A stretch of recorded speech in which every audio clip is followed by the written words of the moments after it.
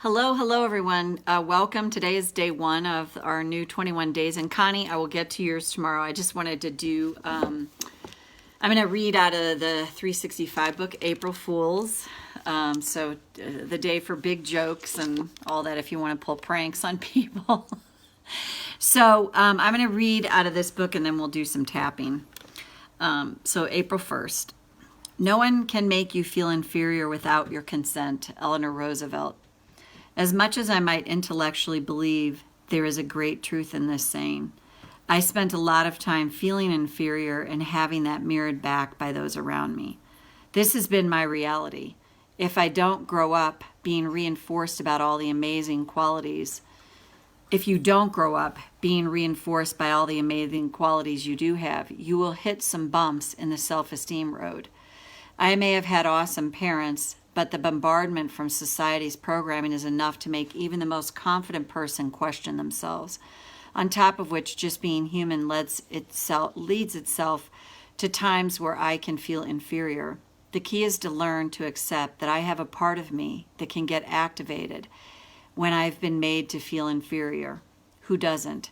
It's part of being human. What I can do when I notice that my inferiority issues are being triggered is I can go into the feelings that surface when I'm feeling inferior and tap through them. This allows my emotions to soften about this issue. The more I practice this when I get provoked, the more I find I feel less inferior when these situations arrive. The day will come when someone might be attempting to criticize and judge me, and I realize it just rolls off of me. I don't attach to what they're saying about me. I don't personalize it. That is a journey. This is very different experience than someone simply telling me not to take it personally. That has never helped me. It takes receptive practice to help me not take things personally. It's not as though I can command myself to stop taking things personally. As I go into the feelings that arise, how they land for me softens. This takes practice. This practice allows me to take things less personally, less often, over time. Thought for the day. What if today I can ask myself the following question? When I do take things personally, I do so because, and then you can answer that. Once I see what answer surfaces, this becomes my roadmap on where I should start tapping. Hey, Connie, I'm going to do yours tomorrow. I said that right at the beginning of the thing.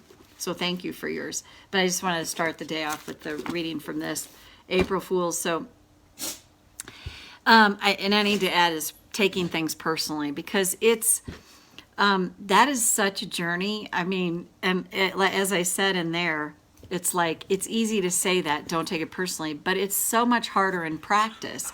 It is a practice to learn to not take things personally, especially when you've been wired to believe that things are your fault or you take things personally. I've been so wired that way. And I still see it so significantly in myself, where it's like, I just learned as a kid, sort of like, and children think everything's their fault. So they're going to default to that. And I see that kid in me get activated and going, oh, is that happening because I did something? It's just wired into me. So it takes vigilance and lots of triggering to see that in myself and keep working through that. So let's tap Karate Chop. Even though I learned a long time ago to blame myself, to take things personally, I choose to honor I feel this way now. Even though when I was a kid, I learned to believe everything was my fault. So of course that kid in me gets activated now. And I can take things personally. I choose to honor this truth right now. Even though I got wired to think it's my fault,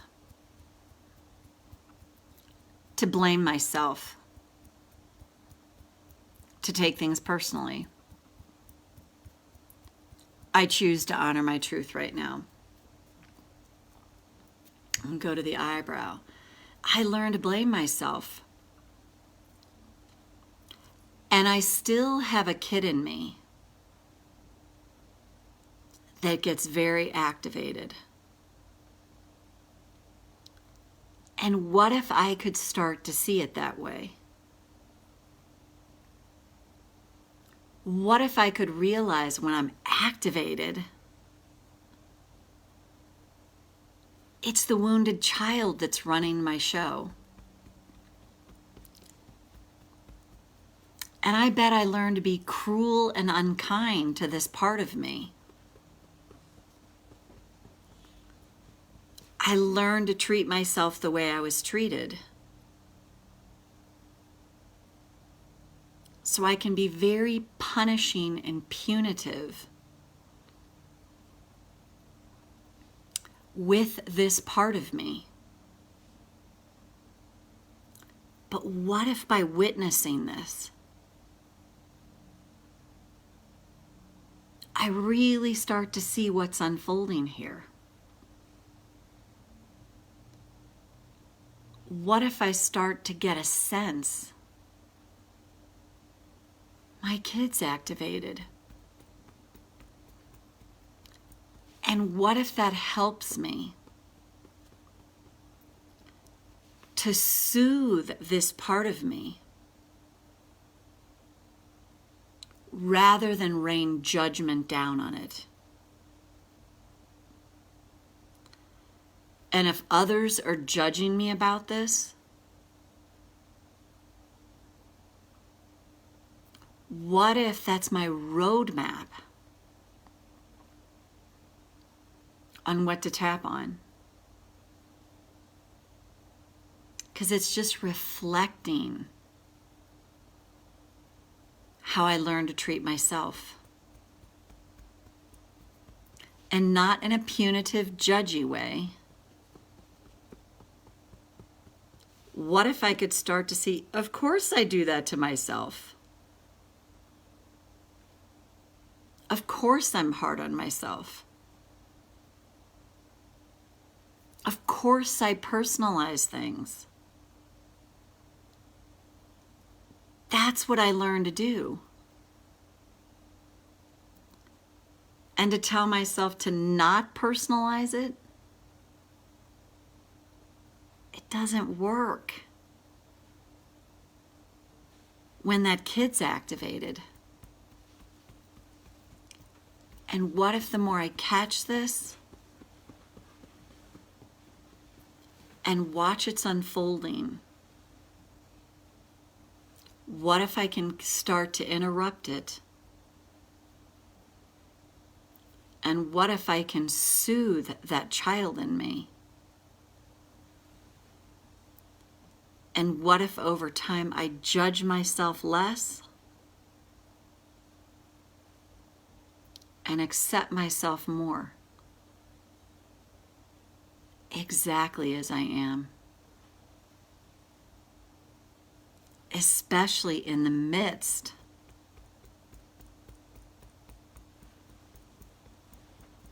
of feeling activated.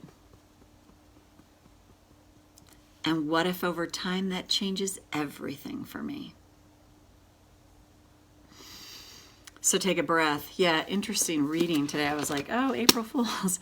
It is such a work in progress, and I think that's always the key, is to remember it's practice. It takes practice. It's not like, oh, you can just stop, or just stop taking it personally, or just see it differently, or just don't get triggered, or don't do that. It's like, it's not the way it works. And so by recognizing who's running my show, my kid's activated, which I've talked about many times, you just start to soften it over time, and you get to reparent that part of yourself. So Connie, great to see you here. I can't tell who else is here, but that's day one. And Connie, yours will be tomorrow. So see you back here tomorrow for day 2. Hope you have a great day. Bye for now.